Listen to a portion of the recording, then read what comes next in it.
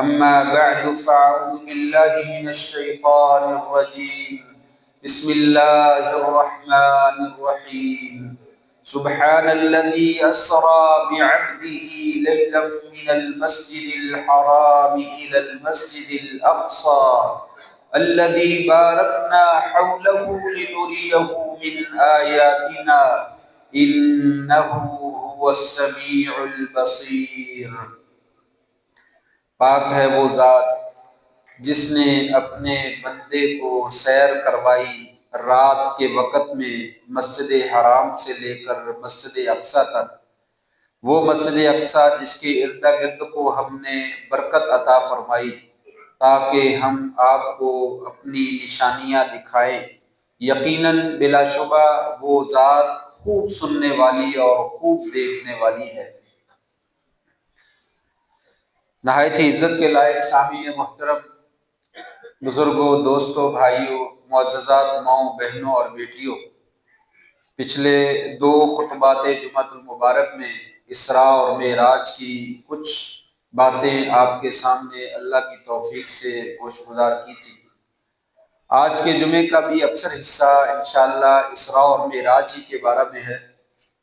بنیادی طور پر آج دو باتیں اسراء اور معراج کے متعلق اللہ کی توفیق سے ذکر کرنے کی کوشش کروں گا۔ پہلی بات تو یہ ہے کہ واقعہ اسراء اور معراج میں کیا حکمتیں پوشیدہ ہیں، کیا اسباق ہیں، کیا فوائد اس کے اندر جو ہے وہ اللہ تبارک و تعالیٰ نے ہمارے لیے رکھے ہیں۔ اور دوسری بات، اسراء اور معراج کے واقعہ میں اللہ تبارک و تعالیٰ نے آپ کو کن تحفوں سے نوازا ہے، کون کون سے تحفے جو ہے وہ آپ کو عطا کیے۔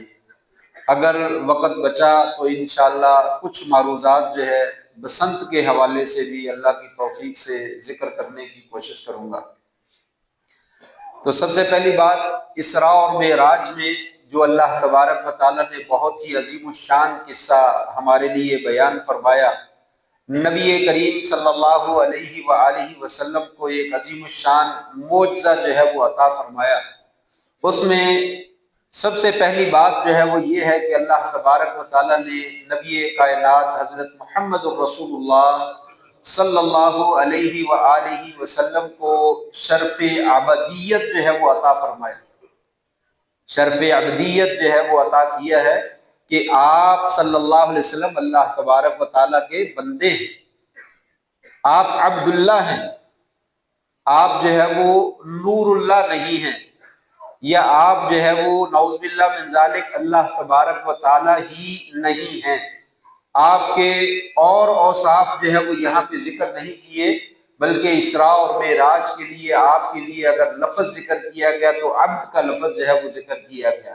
سبحان الذی اسریٰ بعبدہ، پاک ہے وہ اللہ تبارک و تعالیٰ کی ذات جس نے اپنے بندے کو سیر کروائی۔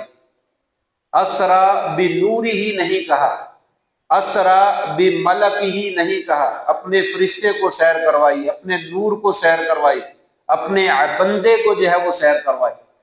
عمومی طور پر اللہ تبارک و تعالیٰ نے انبیاء کا تذکرہ کیا تو ان کے ناموں کے ساتھ تذکرہ کیا، اور آپ صلی اللہ علیہ وسلم کے لیے رسول اور نبی کا لفظ جو ہے وہ ذکر فرمایا، لیکن اس موقع پر رسول اور نبی کا ذکر نہیں کیا بلکہ عبد کا جو ہے وہ تذکرہ فرمایا۔ اس لیے اہل تفسیر کا کہنا ہے، علماء کا کہنا ہے کہ اگر عبد سے زیادہ اونچا کوئی مقام ہوتا تو اللہ تبارک و تعالیٰ اس جگہ پر اس لفظ کا ذکر کرتے، عبد کا ذکر نہ کرتے۔ آپ صلی اللہ علیہ وسلم کے اوصاف میں سے سب سے عمدہ وصف، سب سے اعلیٰ وصف جو ہے وہ عبدیت کا ہے۔ اللہ تبارک و تعالیٰ نے یہاں پہ عبدیت کا جو ہے وہ تذکرہ کیا، یہ میرے بندے ہیں، انی عبداللہ، میں اللہ کا بندہ ہوں۔ آپ نے کئی دفعہ پہ کہا، اور ہم بھی ہر دفعہ جو ہے یہ کہتے ہیں، اشہد ان لا الہ الا اللہ وحدہ لا شریک لہ واشہد ان محمدا عبدہ ورسولہ، آپ اللہ کے بندے ہیں اور اللہ کے رسول ہیں۔ یہ بڑا عظیم الشان جو ہے وہ وصف ہے۔ اگر انسان اللہ تبارک و تعالیٰ کے ساتھ اپنے حقیقی تعلق کو پا لیتا ہے تو سب سے اونچی معراج جو انسان کو حاصل ہوتی ہے وہ عبدیت کی حاصل ہوتی ہے، یہ اللہ کا بندہ ہے۔ یہ اللہ کا شکر گزار بندہ ہے، یہ اللہ کا عاجز اور مسکین بندہ ہے، یہ اللہ کی بندگی کرنے والا بندہ ہے، یہ اللہ کی باتیں ماننے والا اور اس کی اطاعت کرنے والا ہے۔ یہ وصف جو ہے وہ اللہ تعالیٰ نے آپ کو جو ہے وہ عطا کیا۔ عیسیٰ علیہ السلام بھی جب نبی اور رسول بنا کر بھیجے گئے تو انہوں نے بھی یہی کہا، انی عبداللہ، میں اللہ کا بندہ ہوں اور رسول ہوں۔ تو گویا کہ یہ بہت عمدہ وصف ہے جو آپ صلی اللہ علیہ وسلم کو جو ہے وہ عطا کیا گیا۔ قل انما انا بشر مثلکم یوحی الی، لوگوں میں تمہاری طرح کا انسان ہوں، میرے اندر اور تمہارے اندر بطور انسان کے کوئی فرق نہیں ہے، میں بھی آدم علیہ السلام کی اولاد میں سے ہوں، تم بھی آدم علیہ السلام کی اولاد میں سے ہو۔ فرق کیا ہے؟ یوحی الی، میری طرف وحی کی جاتی ہے، تمہاری طرف وحی نہیں کی جاتی۔ مجھے نبی اور رسول بنایا گیا، تمہیں نبی اور رسول نہیں بنایا گیا، اور پہلے نبیوں اور رسولوں سے بھی مجھے امتیاز مقام عطا کیا گیا، مجھے خاتم النبیین بنایا گیا، سید الانبیاء بنایا گیا، امام الانبیاء بنایا گیا۔ گویا کہ مجھے اور اعزازات بہت سارے عطا کیے گئے، لیکن بحیثیت انسان میں انسان، بحیثیت بشر میں بشر ہوں، تمہاری طرح کا انسان ہوں، میرے تمام معاملات دنیا میں جو ہے وہ تمہاری طرح کے، میں پیدا ہوا ہوں، میں نے فوت ہونا ہے، اور میں کھاتا ہوں، پیتا ہوں، شادی کرتا ہوں، دنیا میں سارے معاملات، مجھے بیماری بھی آتی ہے، میں تندرست بھی ہوتا ہوں، مجھے بھوک بھی لگتی ہے، پیاس بھی لگتی ہے، میں تمام اعمال انسانوں کی طرح جو ہے وہ سر انجام دیتا ہوں۔ کچھ چیزیں اللہ تبارک و تعالیٰ مجھے خصوصیت کے ساتھ عطا کی ہیں، ایک انسان کو مل جاتی ہیں اور دوسرے کو نہیں ملتی۔ آپ کو بھی اسی طریقے سے ایسے اوصاف سے نوازا گیا جو کائنات میں دوسرے لوگوں کو جو ہے وہ عطا نہیں کیے گئے۔ یہ پہلا مقام ہے۔ اس اسراء اور معراج کے واقعے میں ہمیں جو سبق ملتا ہے کہ آپ عبد ہیں، اور عبد ہونے میں اتنا بڑا شرف ہے، یہ شرف جو ہے وہ ملائکہ کو بھی حاصل نہیں ہوا۔ ملائکہ آپ کی خدمت کے لیے بھیجے گئے، آپ کا ساتھ دینے کے لیے بھیجے گئے، آپ کی جو ہے وہ تعمیر و ترقی میں حصہ لینے والے بنا کر بھیجے گئے، ان کو آپ کا قائد بنا کر نہیں بھیجا گیا، آپ کے پیچھے پیچھے چلنے والا جو ہے وہ بنایا گیا۔ یعنی آپ ان کی حیثیت ایک قاصد کی ہے، اور آپ صلی اللہ علیہ وسلم کو اللہ تبارک و تعالیٰ نے دنیا والوں کے لیے، سب کے لیے جو وہ سردار بنا دیا۔ بہرحال یہ عبد ہونا، یہ ملک ہونے سے اور نور ہونے سے کہیں زیادہ اونچا جو ہے وہ مقام رکھتا ہے۔ اور اگر نور سے مراد اللہ تبارک و تعالیٰ کی ذات کا حصہ لیا جائے تو ایسا تو ہے ہی نہیں ہے۔ اللہ تبارک و تعالیٰ نے اپنے آپ سے تو علیحدہ کسی کو کیا نہیں، لم یلد ولم یولد۔ اللہ تبارک و تعالیٰ نے واضح دو ٹوک الفاظ میں کہا ہے کہ مجھ سے کوئی نکلا نہیں اور نہ میں کسی سے نکلا ہوں، میں تنہا ہوں، میں یکتا ہوں، لا فانی ہوں، بے نظیر ہوں، میرے ساتھ جو ہے وہ کوئی تعلق رکھنے والا اس طرح کا کہ جو میرے جسم کا، میرے وجود، جسم نہ کہیں میرے وجود کا حصہ ہے، ایسا کچھ بھی نہیں۔ میں اکیلا ہوں، وحدہ لا شریک ہوں۔ ہر کلمے میں، ہر جگہ پہ جو ہے وہ وحدہ لا شریک کا جو ہے اقرار کیا جاتا ہے۔ اس کے بعد دوسری بات جو اسراء اور معراج کے واقعے میں ہمیں ملتی ہے وہ یہ ملتی ہے، اللہ تبارک و تعالی ہمیشہ اپنے بندوں کا ساتھ عطا فرماتے ہیں، اپنے بندوں کو اپنا ساتھ دیتے ہیں، ان کو ضائع نہیں ہونے دیتے۔ بس شرط یہ ہے کہ کوئی انسان اللہ کا بندہ بننے کی کوشش کرے، پھر اللہ تبارک و تعالیٰ اسے کبھی ضائع نہیں ہونے دیتے۔ دنیا میں مشکلات ضرور آتی ہیں، مصیبتیں، آزمائشیں، بلائیں ضرور آتی ہیں، پریشانیاں ضرور آتی ہیں، دشمنوں کی دشمنیاں، سازش کرنے والوں کی سازشیں، خطرات اور موت کے حملے، اس طرح کی بے شمار چیزوں کا انسان کو ضرور سامنا کرنا پڑتا ہے، لیکن اللہ تبارک و تعالیٰ اپنے بندے کو کبھی بے یار و مددگار نہیں چھوڑتے، بشرطے کہ بندہ جو ہے وہ اللہ کا بن جائے۔ اگر اللہ کا بن جاتا ہے تو اللہ تبارک و تعالیٰ کبھی بھی اپنے بندے کا ساتھ نہیں چھوڑتے۔ یثبت اللہ الذین آمنوا، اللہ تبارک و تعالیٰ ثابت قدم رکھتا ہے ایمان والوں کو، بالقول الثابت، کلمے کی وجہ سے۔ جن لوگوں نے کلمے کا دم بھر لیا، اللہ کا اقرار کر لیا، اس کی وحدانیت کا اقرار کر لیا اور اس پر ڈٹ گئے، اللہ تبارک و تعالیٰ دنیا کے اندر بھی فی الحیات الدنیا و فی الآخرہ، دنیا میں بھی ثابت قدم رکھتا ہے، اور آخرت میں بھی اللہ تبارک و تعالیٰ قبر میں بھی، میدان حشر میں بھی ثابت قدم رکھے۔ نحن اولیاؤکم فی الحیات الدنیا و فی الآخرہ، لوگو ہم تمہارے فرشتے جو ہے وہ کہتے ہیں ان الذین قالوا ربنا اللہ ثم استقاموا تتنزل علیہم الملائکہ الا تخافوا ولا تحزنوا، لوگو جو لوگ یہ کہہ دیتے ہیں کہ ہمارا رب اللہ ہے، ہم نے اللہ کو اپنا رب کہہ دیا ہے، ہمارا رب اللہ کے سوا کوئی نہیں ہے، پھر وہ اس پر ڈٹ جاتے ہیں، شرک نہیں کرتے، اللہ کے حکم کی خلاف ورزی نہیں کرتے، کیا ہوتا ہے؟ تتنزل علیہم الملائکہ، ان کے پاس فرشتے آتے ہیں، فرشتے اترتے ہیں اور ان کو بشارتیں دیتے ہیں، نہ تم ڈر کھاؤ نہ تم غم کھاؤ، اور جنت کی بشارتیں دیتے ہیں جس کا اللہ تعالیٰ نے ان کو جو ہے وہ وعدہ دے رکھا ہے۔ اور فرشتے پھر یہ اعلان کرتے ہیں نحن اولیاء، ہم تمہارے دوست، دنیا میں تمہارا کوئی دوست رہے نہ رہے ہم تمہارے دوست ہیں، تمہیں پریشان ہونے کی ضرورت نہیں ہے، ہم تمہارا ساتھ دیں گے۔ نحن اولیاؤکم فی الحیات الدنیا وفی الآخرہ، دنیا کی زندگی میں بھی اور آخرت کی زندگی میں بھی ہم تمہارے دوست۔ اللہ تبارک و تعالیٰ اپنی بھی اور فرشتوں کی دوستی جو ہے وہ عطا فرماتے ہیں، وہ بندہ جو ہے وہ ناکام نہیں ہوتا، اللہ کا ساتھ اس کے ساتھ ہوتا ہے، اس کی مدد اس کے ساتھ ہوتی ہے، اللہ کی معیت ہوتی ہے، جو انسان کو ہر جگہ پہ ثابت قدم جو ہے وہ رکھتی ہے۔ انسان کو بس اللہ تبارک و تعالیٰ کی ذات کے اوپر اعتماد کرنا چاہیے، اس پہ ڈٹ جانا چاہیے۔ آپ ڈٹے، آپ نے ہمیں ڈٹ کر دکھایا، 13 سال مکہ میں مارے کھائیں، گالیاں کھائیں، لوگوں نے کانٹے بکھیرے، پتھر مارے، لہو لہان کیا، قتل کے منصوبے بنائے، دیوانہ کہا، مجنون کہا، ساری سیرت بھری پڑی ہے کہ 13 سال آپ کو جو ہے وہ کتنی شدت کی زندگی گزارنا پڑی، حتیٰ کہ آپ نے اپنے ساتھیوں سے کہا ہجرت کی طرف، حبشہ کی طرف ہجرت کر دیں، اور آپ طائف کی طرف نکل گئے، لیکن وہاں سے بھی ناکام جو ہے وہ واپس آئے، کوئی خاطر خواہ جو ہے وہ کامیابی نہ ملی اور پریشانی کے عالم میں واپس آئے۔ اتنی زیادہ شدت، یہ حالات ہونے کے بعد اللہ تبارک و تعالیٰ نے آپ کو تو دکھایا، ہمیں بھی دکھا دیا، لوگوں میں اپنے بندے کو کبھی ضائع نہیں کرتا۔ پتھر ضرور لگے، آپ گالیاں ضرور آپ کو پڑی ہیں، پریشان ضرور ہونا پڑا ہے، دشمن نے طرح طرح کے مینے اور تانے ضرور مارے ہیں، بیوی بھی ساتھ چھوڑ گئی، چچا بھی ساتھ چھوڑ گیا، والد اور والدہ پہلے ساتھ چھوڑ چکے، دادا بھی ساتھ چھوڑ گیا، کوئی دنیا میں اپنا نہیں رہا، جتنے غم خار تھے اور جتنے ساتھی قریبی تھے وہ سارے کے سارے رفتہ رفتہ جو ہے وہ ساتھ چھوڑ کر چلے گئے۔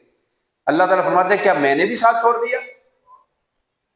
تکلیفوں کا آ جانا اس کا یہ مطلب نہیں ہوتا کہ اللہ نے ساتھ چھوڑ دیا، ہم یہی سمجھتے ہیں، بیماری آ جاتی ہے تو ہم سمجھتے ہیں اللہ نے ساتھ چھوڑ دیا، کاروبار نہیں چلتا تو انسان سمجھتا اللہ نے ساتھ چھوڑ دیا، اولاد نہیں ملتی تو انسان سمجھتا اللہ نے ساتھ چھوڑ دیا۔ کہا نہیں، ایسا نہیں، یہ تو دنیا کی چیزیں ہیں، دنیا کے معاملات اور ہیں، باقی معاملات ہمارے ہاتھ میں، اور ہم اپنے بندے کو مکمل دیکھتے ہیں، انہ هو السمیع البصیر، وہ خوب سننے والا ہے اور خوب دیکھنے والا ہے، وہ ایک ایک کلمہ تمہارا، ایک ایک لفظ جو ہے وہ سنتا ہے اور ایک ایک تمہاری حرکت کو دیکھتا ہے، تمہاری پریشانی کو دیکھتا ہے، تمہاری مصیبت کو دیکھتا ہے۔ اللہ تبارک و تعالیٰ نے 11 سال یا 12 سال یا 13ویں سال اسراء اور معراج کروایا اپنے نبی صلی اللہ علیہ وسلم کو ہمت اور تسلی دینے کے۔ یہ وہ واقعہ ہے، یہ سبق ہے کہ اللہ تبارک و تعالیٰ اپنے بندے کو سامنے رکھتے ہیں اور اسے بتاتے ہیں کہ میں تیرے ساتھ، گھبرانے کی کوئی ضرورت نہ، اولیاء کو فرشتے کہتے ہیں ہم تمہارے ساتھ ہیں، گھبرانے کی کیا ضرورت ہے، اللہ تبارک و تعالیٰ کی مدد بس آنے ہی والی ہے، انتظار کیجئے۔ یہ اللہ تعالیٰ نے سبق دیا، آپ کو لے گئے، 7 آسمانوں کی سیر کروائی، اور جو ہے وہ فرشتوں نے مرحبا کہا اور فرشتوں کا ساتھ نصیب ہوا، اور اللہ تبارک و تعالیٰ نے اپنی قدرت کے سارے مظاہر دکھائے۔ اے نبی، سب کچھ ہمارے ہاتھ میں ہے، پریشانی کا آ جانا دنیا میں یہ تو دنیا کی تقسیم ہے، باقی ہم اپنے بندے کو کامیابی دینے والے، غلبہ دینے والے ہم ہیں۔ ایک وقت آئے گا جب غلبہ مل جائے، جلد بازی نہیں کرنی چاہیے، مصیبتیں کبھی طویل ہو جاتی ہیں، لمبی ہو جاتی ہیں، پریشانیاں لمبی ہو جاتی ہیں، لیکن جو لوگ اپنی بات کے اوپر، کہے ہوئے کے اوپر ڈٹ جاتے ہیں، یا اللہ تو ہمارا رب، ہم اس بات سے آگے اور پیچھے نہیں جائیں گے، ہم جادو نہیں کریں گے، جادو نہیں کروائیں گے، مصیبتیں جتنی مرضی آ جائے ہم شرک نہیں کریں گے، قبر کے اڈوں پہ نہیں جائیں گے، قبر والے سے مناجات نہیں کریں گے، اللہ سے دعا مانگیں گے، وہ ڈٹ جاتے ہیں۔ فرمایا پھر اللہ تبارک و تعالیٰ کی ایسے مدد آتی، اپنے محبوب کو عرش پہ لے جا کر، یہ آسمانوں کی سیر کروا کر، سدرۃ المنتہا پہ لے جا کر سارے مظاہر دکھائے کہ سب کچھ ہمارے ہاتھ میں ہے، لیکن یہ مصیبت کا آنا نا کوئی بات نہیں، وقتی چیزیں ہیں، یہ وقت گزر جائے گا اور آپ کو اتنا اونچا مقام دیا جائے گا، اور دیا جا رہا ہے اور دیا گیا ہے، آپ تصور نہیں کر سکتے۔ تو یہ اللہ تبارک و تعالیٰ نے فرمایا، لوگوں میں اپنے بندوں کے ساتھ ہوتا ہوں، کبھی مصیبت اور پریشانی آ جائے تو گھبرانا نہیں چاہیے، اسے اللہ کا حکم سمجھ کر قبول کر لینا چاہیے، اسے برداشت کر لینا چاہیے کہ یہ میرے رب کی مرضی ہے، یہ میرے رب کا فیصلہ ہے، میں اپنے فیصلے کے اوپر راضی ہوں، جو میرے رب نے فیصلہ کیا میں اس کے اوپر راضی ہوں۔ آنے والے وقت میں پھر اس کے بدلے میں جو انسان کو اللہ عطا کرتا ہے، انسان اس کا تصور بھی نہیں کر سکتا۔ تو یہ دوسرا سبق ہے، انسان کو اللہ کے دین پہ قائم رہنا چاہیے، ڈٹ جانا چاہیے، اللہ کی مدد آنے ہی والی ہے، بس اس کا منتظر رہنا چاہیے۔ نمبر 3، تیسری چیز، اللہ تبارک و تعالیٰ نے آپ کو تسلی بھی دے دی کہ یوں کہہ دیا، اے نبی چچا نے ساتھ چھوڑ دیا پھر کیا ہوا، بیوی نے ساتھ چھوڑ دیا پھر کیا ہوا، مشرکین مکہ نے دعوت کو نہیں مانا پھر کیا ہوا، لوگوں نے آپ کو ہجرت کرنے پہ مجبور کر دیا تو کیا ہوا، ہم تو تمہارے ساتھ ہیں، ہم نے آپ کا ساتھ نہیں چھوڑا، یہ پیغام جو ہے وہ دیا ہے۔ اور پھر تیسرے نمبر پر جو ہے وہ ذکر کیا، لوگوں ہم نے اپنے نبی کو جو ہے وہ آسمانوں میں بھی بتا دیا اور زمین والوں کو بھی بتا دیا کہ ہم نے امام الانبیاء بنا کر بھیجا ہے، آپ کو جو ہے وہ عام مقام عطا نہیں کیا بلکہ امام الانبیاء کا مقام عطا فرمایا۔ نبیوں کی امامت وہ پرانا عہد، وَإِذَا أَخَذَ اللَّهُ مِيثَاقَ النَّبِيِّينَ لَمَا آتَيْتُكُم مِّن كِتَابٍ وَحِكْمَةٍ ثُمَّ جَاءَكُمْ رَسُولٌ پھر تمہارے پاس جو ہے وہ رسول آ گئے۔ اللہ تعالیٰ نے جو عہد لیا تھا بنی آدم سے کہ جب تمہارے پاس تمام نبیوں سے بھی رسول عہد لیا، اگر تمہارے پاس میرا ایک رسول آ جائے، تمہاری اپنی اپنی نبوت اور رسالت کے سکے جاری اور ساری ہوں، اگر تمہارے پاس وہ رسول آ جائے تو تم اس پر ایمان لانا، اس کی مدد کرنا، اس کا ساتھ دینا۔ کیا تم اس بات کے اوپر اقرار کرتے ہو؟ قال اقررتم واخذتم على ذلك مصری قالوا اقررنا قال فاشهدوا، کہا اقرار کرو، انہوں نے کہا ہم اقرار کرتے ہیں، کہا گواہ ہو جاؤ، میں بھی اس بات کے اوپر گواہ ہوں۔ فمن تولى بعد ذلك فاولئك هم الفاسقون، جس نے اس عہد کا انکار کیا، اس بات کا انکار کیا، ہم اسے فاسقوں کی صف میں جو ہے وہ شامل کر دیں۔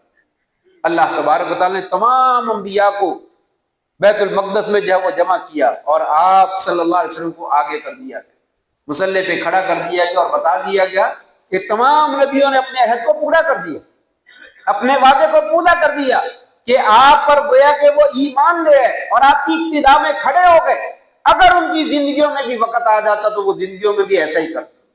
اسی لیے آپ نے فرمایا تھا کہ اگر آج بھی لو کان موسیٰ حیا لما وسعہ الا اتباعی، اگر آج بھی موسیٰ علیہ السلام زندہ ہو کر آ جائیں تو وہ میری پیروی کریں، اور عیسیٰ علیہ السلام قیامت کے نزدیک آئیں گے تو آپ ہی کی شریعت کی پیروی کریں گے، اپنی سابقہ شریعت کی پیروی نہیں کریں گے۔ یہ امام الانبیاء کا لقب جو ہے وہ آپ کو عطا فرمایا، جس سے معلوم ہوتا ہے آپ صلی اللہ علیہ وسلم اللہ کے بعد اس کائنات میں سب سے اونچی اور سب سے اعلیٰ شخصیت آپ ہی، آپ کے علاوہ کوئی۔ سب سے اونچا مقام اگر کسی ہستی کو ملا، کسی نبی کو ملا، تو ہمارے پیارے نبی حضرت محمد الرسول اللہ صلی اللہ علیہ وسلم کو جو ہے وہ اللہ تعالیٰ نے عطا فرمایا۔ چوتھی چیز آپ نے فرمایا الانبیاء کلہم اخوہ، اخوۃ العلات، دینہم واحد و امہاتہم شتیٰ۔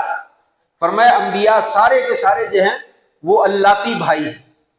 اللاتی بھائی کا مطلب ہوتا ہے جن کا باپ ایک، ماں جدا جدا ہے، ماں علیحدہ علیحدہ ہیں لیکن باپ کی طرف سے وہ سارے بھائی بھائی ہیں۔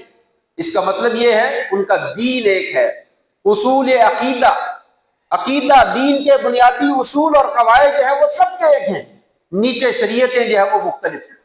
سب نبیوں نے ایک ہی بات کہی کہ ان اعبدوا اللہ واجتنبوا الطاغوت۔ تمام رسول دنیا میں آئے اور آ کر صرف ایک اللہ کی عبادت کی دعوت دی، کسی نے نہیں کہا اللہ کے ساتھ شرک کرو، کسی نے نہیں کہا اللہ کے علاوہ کوئی اور بھی معبود ہے، یہ دین ہم واحد، ان کا دین، ان کا عقیدہ، ان کے بنیادی اصول اور قواعد سب کے ایک ہیں۔ فرمایا اسی وجہ سے نبی کریم صلی اللہ علیہ وسلم کی ابتدا میں جو ہے وہ سب نے نماز بھی پڑھی اور آسمانوں کی سیر میں سب نے کہا مرحبا بالنبی الصالح والاخ الصالح، ہم جو ہے وہ نبی، نیک نبی کو اور نیک بھائی کو خوش آمدید کہتے ہیں۔ سب نے بھائی کہا سوائے ابراہیم علیہ السلام کی اور آدم علیہ السلام کی، ان دونوں نے اپنا بیٹا قرار دیا۔ ابراہیم علیہ السلام آپ کے داداؤں میں سے ہیں اور آدم علیہ السلام تو پوری دنیا کے باپ ہیں، اس اعتبار سے دونوں نے جو ہے وہ ابن کا لفظ بولا۔ باقی تمام نبیوں نے الاخ الصالح کہا کہ ہم جو ہے وہ خوش آمدید کہتے ہیں نیک نبی کو اور نیک بھائی کو۔ یہ ایک حدیث کے اندر آپ نے فرمایا الانبیاء کلہم اخوہ، کہ انبیاء سارے کے سارے جو ہے وہ بھائی ہیں اور وہ بھائی جو ہے وہ اللہ کی ہیں۔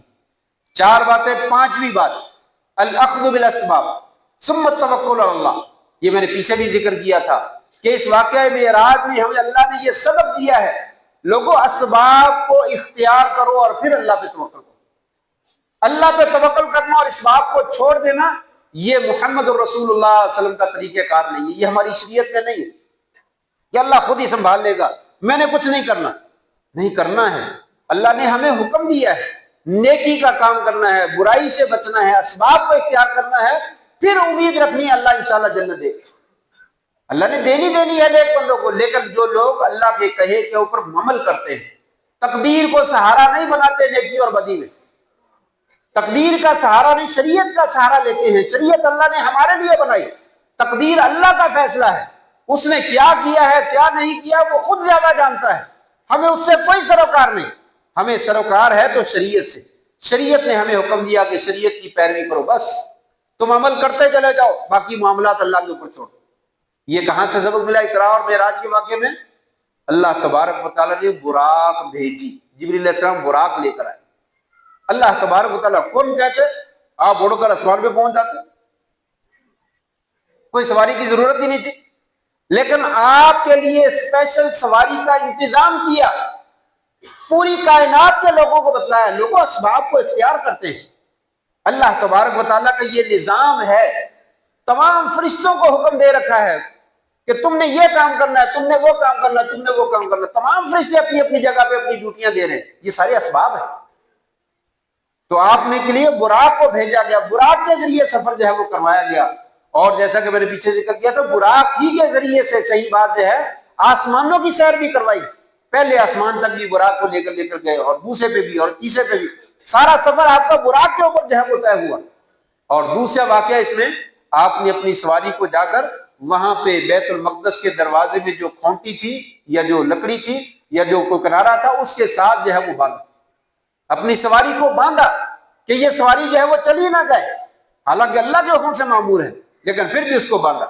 امت کو درس دیا لوگوں کہ اپنی سواریوں کو باندھتے ہیں، اپنے گھر کو تالا لگاتے ہیں، اپنے سامان کو محفوظ جگہ پہ رکھتے ہیں، پھر اللہ پہ توکل کرتے ہیں، اللہ تیری سپرد، اپنی بھی حفاظت کرتے ہیں اور اللہ کے سپرد بھی کرتے ہیں. پھر مال کو اللہ کے فضل سے شیاطین جو ہے پھر وہ ہاتھ نہیں لگاتے، پھر وہ مال محفوظ ہو جاتا. تو لہٰذا اسباب کو جو ہے وہ اختیار کرنا چاہیے اور اس کے بعد جو ہے وہ اللہ تبارک و تعالیٰ کے اوپر جو ہے وہ توکل کرنا چاہیے. چھٹا فائدہ اس میں جو ہے وہ ہمیں نظر آتا ہے کہ وہ یہ ہے کہ نماز کی لوگوں بہت زیادہ اہمیت ہے. نماز کی بہت زیادہ اہمیت ہے. یہ پوری شریعت، روزہ، حج، زکوٰۃ، تمام دین کے احکام جو ہیں اللہ تبارک و تعالیٰ نے یہ زمین کے اوپر آپ صلی اللہ علیہ وسلم کو عطا کیے جبریل امین کے ذریعے، تمام کام. لیکن نماز کا حکم اللہ تبارک و تعالیٰ نے سدرۃ المنتہا کے اوپر بلا کر جو ہے 7 آسمانوں کی سیر کروائی. اور وہاں پہ میں نے کہا کہ آخر میں ذکر کروں گا کہ اللہ نے آپ کو کون کون سے تحفے عطا کیے، ان میں سے ایک تحفہ نماز کا بھی ہے. اور اس قدر اس کی اہمیت ہے کہ ساری شریعت اللہ نے زمین پہ دی ہے، لیکن نماز کے لیے آپ کو جو ہے وہ آسمانوں پہ بلایا اور پھر وہاں پہ بلا کر اسپیشل حکم دیا. اور پھر اللہ نے یہ رحمت بھی کی کہ 50 نمازیں فرض تھی، پھر بار بار مراجعت کی وجہ سے وہ نمازیں تخفیف ہوتی رہی، بالآخر جو ہے وہ 5 نمازیں کر دی. 5 نمازوں کا تحفہ جو ہے یہ آسمانوں پہ ملا. تو یہ گویا کہ نماز الصلاۃ معراج المومن، یہ مومن کی معراج ہے. نبی کریم صلی اللہ علیہ وسلم کو اللہ تعالیٰ نے آسمانوں پہ بلا کر معراج کروایا اور امت کو حکم دیا تم نماز پڑھو، نماز میں اللہ سے ملاقات ہوتی ہے. اگر خشوع اور خضوع سے توجہ سے نماز پڑھی جائے تو انسان کو محسوس ہوتا ہے میں اللہ سے باتیں کر رہا ہوں، میرا اللہ میری باتیں سن رہا ہے اور گویا کہ وہ میرے سامنے ہے، میں اس کے سامنے ہوں. ہم آپس میں راز و نیاز کی باتیں کرتے ہیں. اگر کوئی خشوع اور خضوع سے نماز پڑھتا ہے تو یہ لذت انسان کو جو ہے وہ حاصل ہوتی ہے. انسان دنیا و ما فیہا سے بے خبر ہو جاتا ہے اور مگن ہو جاتا ہے کہ میں اپنے رب سے جو ہے وہ کلام کروا. لیکن یہ کیفیت تو اسی کو پیدا ہوتی ہے جس کو اللہ تعالیٰ کے مقام اور مرتبے کا پتہ ہے اور اپنی حیثیت کا پتہ ہے. تو جب اللہ کے ساتھ وہ کنٹیکٹ کرتا ہے، رابطہ کرتا ہے، تو یہ عاجزی اور انکساری اس میں پیدا بھی ہوتی ہے اور خشوع اور خضوع بھی پیدا ہوتی ہے. اس لیے کہا لوگوں نماز کی حفاظت کیا، نماز کو نہ چھوڑا. وہ مالک وہ 50 نمازیں کہہ دیتا تو ہم کیا کر سکتے تھے؟ سارا دن نمازیں پڑھتے رہو، سارا جسم ہمارا اسی کا ہے، ساری نعمتیں اسی کی ہیں. اگر وہ کہہ دیتا کہ دھوپ میں کھڑے ہو جاؤ، یہاں سے جانا نہیں ہے، وہ دے سکتا ہے. ہم اس کے غلام ہیں, ہم اس کے محتاج ہیں, ایک ایک چیز میں اس کے محتاج ہیں. لیکن اللہ تبارک و تعالیٰ نے اپنے بندوں پر شدت اور سختی نہیں کی ہے, بہت رحمت کی ہے, بہت نرمی کی ہے. کہا 5 پڑھ لو تمہیں ثواب جو ہے وہ 50 کا جو ہے وہ عطا کر. اس لیے نماز کو جو ہے وہ دیر نہیں کرنی چاہیے. اللہ کے کاموں میں بعد میں کر لینا نہیں, پہلے اللہ کا کام کرنا چاہیے. وہ اللہ ہمارے کام کرتا ہے, ہماری ضرورتوں کو پورا کرتا ہے, ہمیں رزق دیتا ہے, ہمیں سانس دیتا ہے. سانس کبھی ہسپتال میں جا کر جو ہے وہ جائزہ لینا چاہیے جو وینٹیلیٹر پہ موجود ہے, جن کی سانس اکھڑی ہوئی ہے, جن کو آکسیجن لگی ہوئی ہے, ان کو دیکھنا چاہیے 5-10 منٹ وہاں پہ کھڑے ہو کر کہ اللہ تبارک و تعالیٰ نے میرے اوپر کتنے احسانات کیے ہیں. میری کیفیت اس جیسی نہیں ہے, مجھے اللہ نے بہت ساری نعمتوں سے نوازا ہے. سانس جب اکھڑ جاتی ہے تو کتنی تکلیف ہوتی ہے, کتنی مشکل سے سانس آتا ہے. باقی نعمتوں کو چھوڑ دیجئے, صرف ایک نعمت پہ غور کیجئے. اس نعمت کو سامنے رکھ کر کہیے وہ اللہ تعالیٰ جس نے ہمیں یہ سکون سے سانس لینے کی صلاحیت عطا فرمائی ہے, اس کا شکر ادا کرنا نہیں چاہیے. اس کے لیے 2 سجدے نماز وقت میں پڑھ لینے چاہیے. اس کا کام بھاگ بھاگ کے کرنا چاہیے, دوڑ دوڑ کے کرنا چاہیے. اگر اللہ کے کاموں کو ہم بھاگ بھاگ کے کرنا شروع کر دیں تو یقیناً اللہ تبارک و تعالیٰ پھر اپنے بندوں کی دعاؤں کو رد نہیں فرماتے, پھر وہ قبول فرماتے. بہرحال میں بات کو سمیٹنا چاہتا ہوں.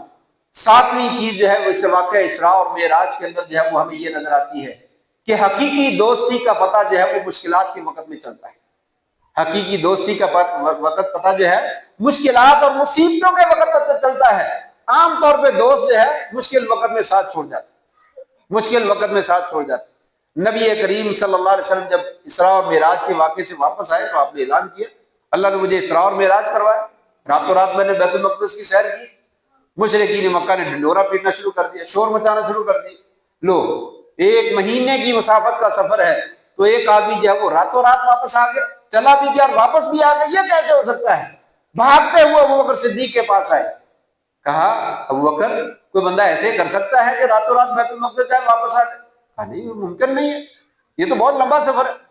کہا پھر وہ تیرا ساتھی جو ہے نا وہ یہی دعویٰ کر رہا ہے, وہ جس کو تو نبی مانتا ہے نا وہ یہی کہہ رہے ہیں کہ میں راتوں رات بیت المقدس میں جا کے واپس بھی آیا ہوں. کہا انہوں نے کہا ہے؟ کہا جی انہوں نے کہا. کہا اگر انہوں نے کہا تو پھر سچ کہا, انہوں نے کہا ہے تو صحیح کہا ہے. کہا تم کیسے اس کی تصدیق کرتے ہو, ابھی تو تم انکار کرنے والے تھے. کہا میں اس سے بھی بڑی خبر کی تصدیق کرتا ہوں, یہ تو کچھ بھی حیثیت نہیں رکھتی. صبح و شام ان کے پاس سے 7 آسمانوں کے اوپر سے اللہ کا پیغام آتا ہے اور پیغام دینے والا پیغام دے کے چلا جاتا ہے. صبح کو آتا ہے دے کے چلا جاتا ہے, شام کو آتا ہے دے کے چلا جاتا ہے. یہ تو صبح و شام آج جب 7 آسمانوں کا سفر طے ہو جاتا ہے تو بیت المقدس کا سفر تو کوئی حیثیت ہی نہیں رکھتا. میں تو اس سے بھی بڑی بات کی جو ہے وہ تصدیق کرتا ہوں. یہی وہ چیز تھی جس کی وجہ سے حضرت ابوبکر صدیق رضی اللہ تعالیٰ صدیق کا لقب جو ہے وہ عطا کیا کہ ہر مشکل کے وقت میں جب انسان جو ہے وہ اپنے ساتھی کا ساتھ دیتا ہے تو اللہ تبارک و تعالیٰ اسے بھی برکتوں سے نوازتے اور انعامات سے نوازتے. بہرحال یہ 7 باتیں ہیں جو اس واقعہ اسراء اور معراج میں ہمارے لیے بہت خوبصورت سبق ہے. 4 باتیں ہیں جو تحفے دیے گئے, وقت بہت تھوڑا, میں اشارہ کرنا چاہوں گا, صرف تفصیل میں نہیں جاتا. نمبر 1 میں نے ذکر کر دیا, 5 نمازوں کا تحفہ ملا. نمبر 2 اعمال کے اندر اضافے کا تحفہ ملا. وہ اضافہ کیا ہے کہ نیکی تم 1 کرو, اللہ کی رحمت ہے کہ اللہ تبارک و تعالیٰ 10 گنا جو ہے وہ اجر عطا فرمائے. 5 نمازیں پڑھو اور 50 نمازوں کا اجر ملے گا. من ہم بحسنۃ فلم یعملها کتبت له حسنۃ کاملہ. جو آدمی نیکی کا ارادہ کر لیتا ہے پھر کسی مشکل اور ضرورت کی وجہ سے وہ نیکی نہیں ہوتی, ارادہ پکا تھا, اللہ تبارک و تعالیٰ پکا ارادہ کرنے کی بنا پر بھی ایک نیکی اس کے نامہ اعمال میں لکھ دیتے. اور اگر وہ نیکی کر لیتا ہے, من ہم بحسنۃ فعملها کتبت له الحسنۃ بعشر امثالها الى 700 ضعف. اس کی نیکی اس کے نامہ اعمال میں 1 نیکی نہیں 10 نیکیاں لکھی جاتی ہیں, اور اللہ بڑھانا چاہے تو 700 گنا تک جو ہے وہ بڑھا دیتا ہے. واللہ یضاعف لمن یشاء, اللہ اس سے بھی آگے بڑھانا چاہے تو اس سے بھی آگے بڑھا دیتا. یہ بھی معراج کے واقعے میں اللہ تعالیٰ نے تحفہ دیا, عمل تم 1 کرو ہم 10 عملوں کے برابر جو ہے وہ تمہیں اجر عطا فرمائیں. تیسرا تحفہ جو ہے وہ دیا گیا کہ مجھے سورہ بقرہ کی آخری آیتیں عطا فرمائی. گویا کہ سورہ بقرہ کی آخری آیتیں یہ معراج کی رات میں جو ہے وہ آپ کو عطا فرمائے گی. آمن الرسول بما انزل الیہ من ربہ, یہ جو آخری 2 آیتیں ہیں یہاں سے یہ آپ کو خصوصی تحفہ عطا فرمایا گیا، اور یہ بڑی عظیم الشان آیتیں ہیں۔ من قرأ آخر آیتان من سورۃ البقرہ فی لیلۃ کفتاہ او کما قال علیہ الصلوۃ والسلام، فرمایا جو آدمی رات کو یہ 2 آیتیں پڑھ لیتا ہے سونے سے پہلے، یہ 2 آیتیں اس کی تمام حاجات کے لیے اور ضرورتوں کے لیے جب وہ کافی ہو جاتی، اس کی تہجد کے لیے کافی ہو جاتی، اس کے اجر و ثواب کے لیے کافی ہو جاتی، اس کی مشاکل اور مصیبتوں کے لیے کافی ہو جاتی، تمام چیزوں سے جب وہ کافی ہو جاتی۔ انسان کو یہ 2 آیتیں پڑھے بغیر جو وہ نہیں سونا چاہیے۔ اور چوتھا تحفہ دیا گیا، فرمایا غفر لمن لم یشرک باللہ شیئا من امتی المقحمات او کما قال علیہ الصلوۃ والسلام، فرمایا میری امت کے اللہ تبارک و تعالیٰ نے بڑے بڑے گناہ جو ہے وہ معاف کر دیے، بشرطے کہ اگر وہ شرک نہیں کرتے۔ اگر شرک نہیں کرتے تو ہلاک اور تباہ و برباد کر دینے والے گناہوں کو، میری امت کے گناہوں کو اللہ نے معاف کر دیا۔ شرک نہ کرو تو اللہ معاف کر دے گا، جیسا کہ حدیث میں آتا ہے، حدیث قدسی ہے، لو اتیتنی بقراب الارض من خطایا، اگر تو زمین بھر کر گناہ لے کر آ جائے، پوری زمین بھر کر جو ہے وہ گناہوں کی لے کر آ جائے، ثم لا تشرک بی شیئا، پھر میرے ساتھ انہیں شرک نہیں کیا، لاتیتک بقرابها مغفرۃ، میں اتنی ہی بخشش لے کر تیرے پاس آؤں۔ اگر تو شرک سے بچا رہے گا، شرک نہیں کرے گا، اور غلطیاں ہو گئی تو کوئی بات نہیں، میں توبہ سے بھی معاف کر دیتا ہوں، میں چاہوں تو توبہ کے بغیر بھی جو ہے وہ معاف کر دیتا ہوں۔ یہ 4 تحفے جو ہے وہ معراج کی رات میں جو ہے وہ دیے۔ 1 منٹ باقی ہے، بس اشارہ ہی کروں گا۔ یہ بسنت منانا جو ہے وہ آج کل ہمارے ہاں ملک میں بسنت جو ہے وہ منائی جا رہی ہے، اور حکومت کی بڑے لوگوں کی سرپرستی بھی اس میں جو ہے وہ موجود ہے، لیکن یاد رہنا چاہیے اسلام جو ہے یہ سیر و تفریح اور اسی طرح کھیل کود اس کا انکار نہیں کرتا، لیکن صحت مند کھیل جو ہیں ان کی طرف توجہ دلاتا ہے، مفید چیزیں جو ہیں ان کی طرف توجہ دلاتا ہے، اور جو غیر مفید چیزیں ہیں ان سے جو ہے وہ بچنے کا حکم دیتا ہے کہ جو کام اچھے ہیں ضرور کیجئے۔ کھیل کھیلنا ہے، آپ ہاکی کھیلتے ہیں، فٹ بال کھیلتے ہیں اپنے جسم کو مضبوط بنانے کے لیے، تاکہ آپ کی زندگی میں بھی کام آئے، آپ کی عبادت میں بھی کام آئے، آپ کے دین میں بھی کام آئے، کوئی مسئلہ نہیں، کھیلیے، کوئی حرج نہیں۔ لیکن ایسا کھیل جو صرف وقت کا ضیاع ہو، لوڈو کھیلتے ہیں، تاش کھیلتے ہیں، 12 ٹیلی کھیلتے ہیں، یا اس طرح کی جتنی گیمیں کھیلتے ہیں، ان گیموں کا کوئی فائدہ نہیں۔ یہ سوائے وقت کے ضائع کرنے کے، اور اپنے ذہن کو ضائع کرنے کے، اور نماز کو ضائع کرنے کے، اور بس اوقات لڑائی اور جھگڑا پیدا کرنے کے، کچھ بھی فائدہ نہیں دیتے۔ اسی طرح بسنت بھی ہے، سوائے اس کے کہ فضول خرچی ہے، لاکھوں نہیں کروڑوں روپے، بلکہ کروڑ نہیں اگر کہا جائے اربوں روپے اس میں ضائع کیے جائیں گے تو اس میں کوئی مبالغہ نہیں۔ قربانی کی جاتی ہے تو کتنے ہی دشمنان دین بول اٹھتے ہیں یہ پیسے ضائع کیوں کر رہے ہیں، یہ غریبوں پہ خرچ کر دیں، کسی کی شادی کروا دیں، اور یہ بسنت پہ پیسے کیوں ضائع کر رہے ہیں۔ یہ اخبار میں خبر آئی ہے یا ٹی وی پہ بھی آئی ہے، پہلے دن 16 کروڑ روپے کی پتنگیں جو ہے وہ بکی ہیں پہلے دن۔ یہ ملک کے ایک شہر میں بسنت ہو رہی ہے، سارے ملکوں میں نہیں ہو رہی۔ ایک شہر میں 16 کروڑ روپیہ صرف پتنگوں کے اوپر خرچ کیا گیا خریدنے والوں نے۔ ڈور جو خریدی گئی وہ علیحدہ ہے، اور اس کے علاوہ جو چھتیں کرائے پہ لی گئی ہیں، ایک ایک چھت کروڑ کروڑ 2 کروڑ روپے میں فروخت ہوئی ہے۔ کرائے پہ ایک ایک رات جو ہے وہ کروڑ کروڑ 2 روپے کروڑ 2 کروڑ میں ملی ہے۔ اتنا پیسہ ضائع کیا گیا، یہ دشمنان دین کو یہ پیسہ ضائع ہوتا نظر نہیں آتا۔ بس بات وہی ہے کہ اسلام ان کی آنکھوں میں کھٹکتا ہے، یہاں پہ اسراف بھی ہے، پھر وہاں پہ ناچ گانا بھی ہے، پھر وہاں پہ مردوں اور عورتوں کا اختلاط بھی ہے، اور پھر ہنود کی مشابہت بھی ہے۔ بلکہ یہ کہا جاتا ہے، تاریخ میں موجود ہے کہ ان کی دیوی ہے سرسوتی، سرسوتی نامی کوئی دیوی ہے، اس کی پوجا کا دن ہے، اس کی پوجا کے دن میں یہ بسنت جو ہے وہ منائی جاتی ہے، اور یہ تہوار ان کی عید ہے۔ مسلمانوں کو غیر مسلموں کی عیدوں میں شرکت کرنا، ان کی مشابہت کرنے سے شریعت نے روکا ہے۔ وَإِنَّ هَذَا عِيدُنَا، لوگوں ہماری عید عید الفطر ہے، عید الاضحیٰ ہے، ہمارے لیے اللہ نے اس کے علاوہ کوئی عید نہیں منائی۔ فَمَن تَشَبَّهَ بِقَوْمٍ فَهُوَ مِنْهُمْ، جو کسی قوم سے مشابہت کرتا ہے وہ انہی میں سے شمار ہوتا ہے۔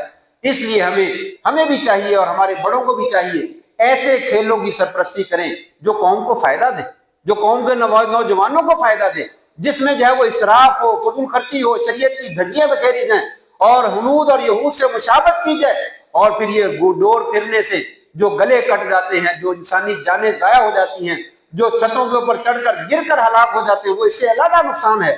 الغرض اس میں مصیبتیں مصیبتیں ہیں، پریشانی ہے اور نقصان ہی نقصان ہے۔ ایسے کاموں سے جو ہے وہ بچنا چاہیے، جو مفید کام ہے، اچھے کام ہے، وہ کرنے چاہیے۔ اللہ تبارک تعالی ہمیں کتاب و سنت کے مطابق سیدھے کام کرنے کی جو ہے وہ توفیق نصیب فرما دے۔ وآخر دعوانا الحمدللہ رب العالمین۔